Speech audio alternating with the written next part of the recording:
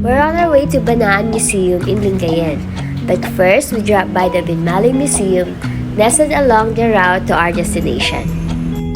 Binmaley, a town steeped in rich history, offers a glimpse into the past that's both fascinating and enlightening.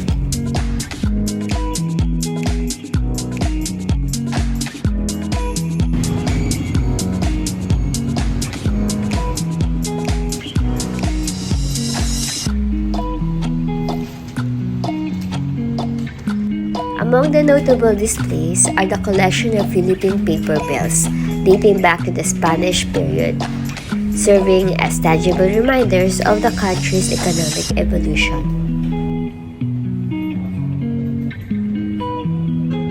As we explore further, we encounter relics of daily life from generations past. Ito daw yung mas naunang plansyahan dati. Nauna pa kaysa dito. After our visit, we make a pit stop at Kowloon House for noodles before continuing our journey to the Banaan Museum.